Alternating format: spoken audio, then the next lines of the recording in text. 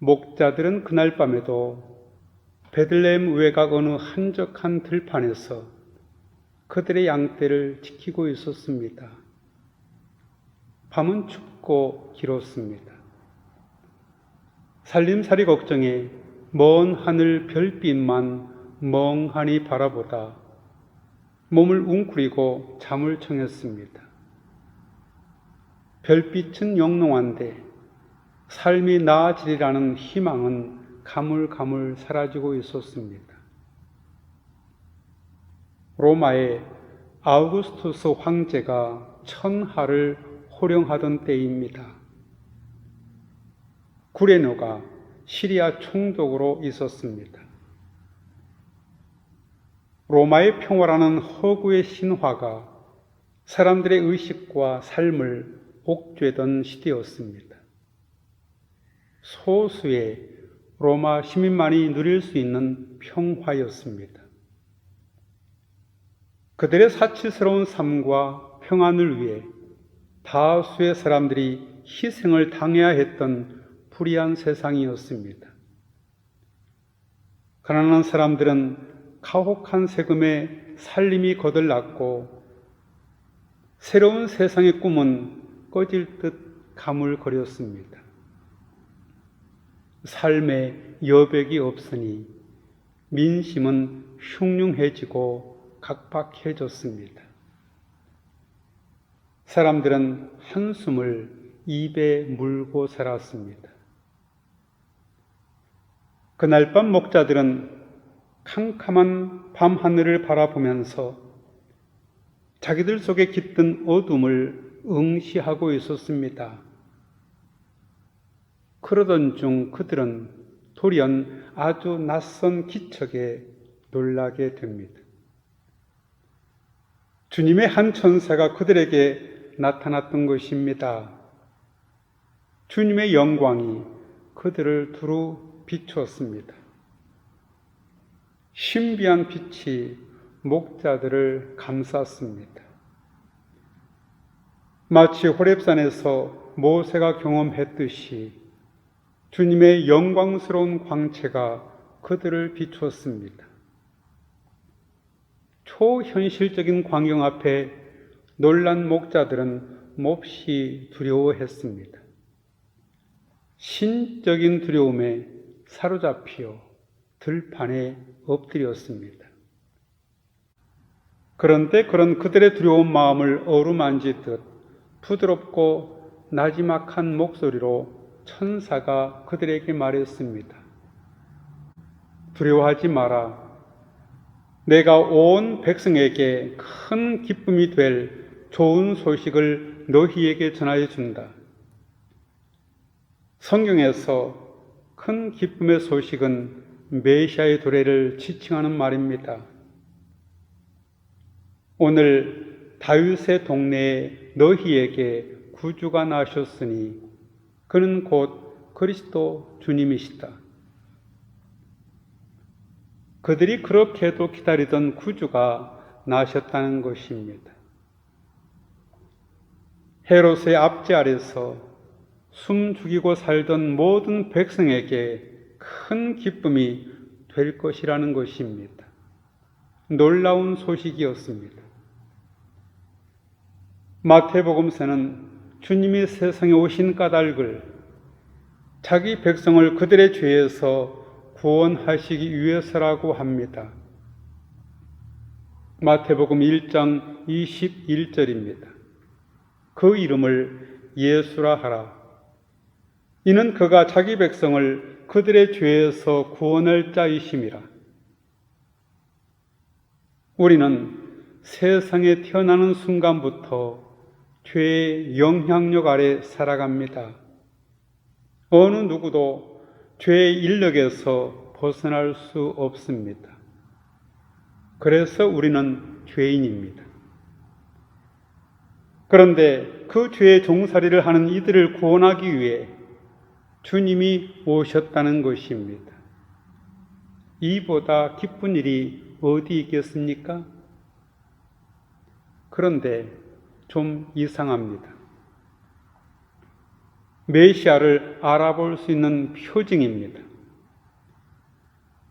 너희는 한 갓난아기가 포대기에 쌓여 구유에 누워있는 것을 볼 터인데 이것이 너희에게 주는 표징이다. 포대기와 구유입니다. 온 백성에게 평화와 구원을 가져오실 메시아가 강보에 쌓여 구유에 누워 있습니다. 구세주로 오시는 예수님은 연약하기 이를 데가 없습니다. 메시아는 불의의 역사를 바로잡을 권능자의 모습으로 오셔야 합니다.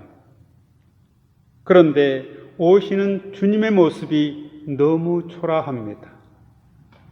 포대기에 쌓인 갓난아기, 그것도 구유에 누워있는 아기라니요. 이는 구주로 오신 분은 누군가의 돌봄을 받아야 한다는 역설입니다. 연약한 것이 세상을 구합니다. 여기에 구원의 신비가 있습니다. 연약한 것은 우리가 잃어버리고 살던 인간됨을 소환하는 전령입니다.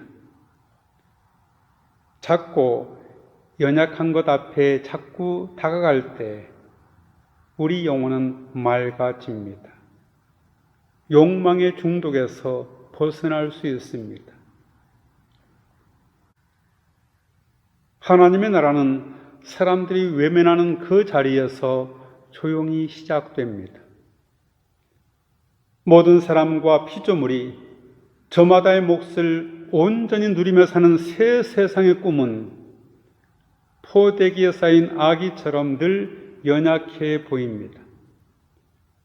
누군가가 그 아기의 품이 되지 않는 한, 누군가가 그 아기를 돌보지 않는 한 새로운 세상은 열리지 않습니다. 하나님은 우리 없이 세상을 창조하셨지만 우리의 협력 없이 세상을 새롭게 하려 하지 않으십니다. 그래서 성탄절은 우리가 잃어버린 것을 돌아보라는 명령입니다.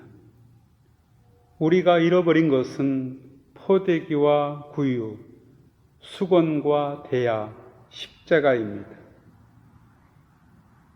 가장 연약한 이들을 감싸주는 포대기와 구유 같은 마음의 사람들, 먼 길을 걸어 지치고 상한 사람들의 발을 닦아주기 위해 몸을 낮추는 수건과 대야와 같은 사람, 다른 이들을 위해 자기를 희생하는 십자가의 헌신의 삶입니다. 이것이 구원받은 자의 삶이라고 포대기에 쌓인 주님께서 말씀하십니다. 이것이 바로 우리가 들어야 할 기쁜 소식입니다. 천사가 전해주는 소식에 놀라 목자들이 말을 잇고 있는 사이에 갑자기 그 천사와 더불어 많은 하늘 군대가 나타나서 하나님을 찬양하여 말했습니다. 지극히 높은 곳에서는 하나님께 영광이요, 땅에서는 하나님이 기뻐하신 사람들 중에 평화로다. 이 천사들의 노래는 이 세상이 하나님의 통치 아래 있다는 사실을 상기시켜 줍니다. 목자들이 살고 있던 세상의 현실에서 하나님의 영광을 본다는 것은 어려운 일이었습니다. 폭력과 탐욕과 광기가 지배하는 세상이었기 때문입니다. 하지만 천사들은 하나님의 영광을 노래하고 있습니다. 여기서 말하는 영광이란 하나님의 임재를 뜻하는 말입니다. 광야 생활을 하던 출애굽 공동체에게 하나님의 영광 곧 하나님의 임재란 구름 기둥과 불 기둥이었습니다. 하지만 인간의 죄가 깊어지면 하나님의 영광이 우리 앞에서 사라지기도 합니다. 에스겔은 하나님의 영광이 성전 문지방을 떠나는 광경을 보았습니다. 에스겔 10장 18절입니다. 여호와의 영광이 성전 문지방을 떠나서 그룹들 위에 머무르니. 이처럼 하나님의 영광에 떠난 것 같아 모두가 희망의 노래를 부르지 못할 때 목자들은 하늘 군대가 부르는 영광송을 들었습니다. 그 노래는 희망은 우리에게 있지 않다고 하나님께로부터 오는 것이라고, 하나님의 영광이 나타날 때 땅에 평화가 찾아올 것이라고 가르쳐 줍니다. 불안은 시간 속을 살아가는 사람의 운명입니다. 이런 현실을 히브리의 시인은 이렇게 노래합니다. 시편 120편 6절과 7절입니다. 내가 지금까지 너무나도 오랫동안 평화를 싫어하는 사람들과 더불어 살아왔구나. 나는 평화를 사랑하는 사람이다. 그러나 내가 평화를 말할 때에 그들은 전쟁을 생각한다. 사람은 누구나 평화를 꿈꿉니다. 그러면 참된 평화는 어디에서 비롯되는 것일까요? 천사들의 노래에서 그 실마리를 찾습니다.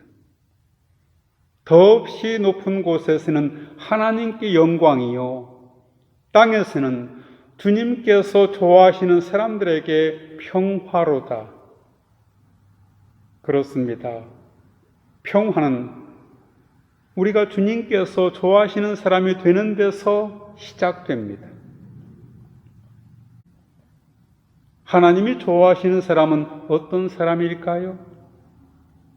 하나님이 베푸시는 호의를 향유할 줄 아는 사람입니다. 우리를 향하신 하나님의 사랑, 곧 하나님의 호의를 있는 그대로 믿고 받아들이는 사람입니다. 이런 사람이라야 평화를 누릴 수 있습니다. 평화를 누릴 뿐 아니라 평화 없는 세상에 평화를 가져갈 수 있습니다. 참 소박하고 단순합니다. 결론입니다. 추운 겨울, 인정이 메말라 더욱 추운 세상에 주님은 알몸으로 오셨습니다. 그래서 우리는 이렇게 기도합니다. 나를 둘러 당신의 옷으로 삼으십시오. 알몸으로 오시는 주여. 우리들이 그분의 옷이 되려 할 때 역사의 새 붐은 다가올 것입니다. 약한 듯 보이나 세상의 어떤 힘도 꺾을 수 없는 하나님의 아들 예수, 그분을 가슴에 모시고 살면 우리는 하늘의 힘으로 든든할 것입니다. 같이 기도하겠습니다. 어둡고 초라한 외양간, 사람들의 눈길이 닿지 않는 곳에 생명의 주님은 오셨습니다. 순박한 짐승들 사이에 누우셨습니다. 말없는 아기 예수님, 영원한 생명의 말씀이시여, 죄와 죽음을 넘어 영원히 더불어 사는 지혜를 깨우쳐 주옵소서. 힘 없는 아기 예수님, 하나님 나라의 영원한 왕이시여, 사랑과 평화의 길을 보여주옵소서. 벌거벗은 아기 예수님, 하나님의 참된 형상이시여, 우리 속에 아름답고 착한 마음을 지어 주옵소서. 예수님의 이름으로 기도하옵나이다. 아멘.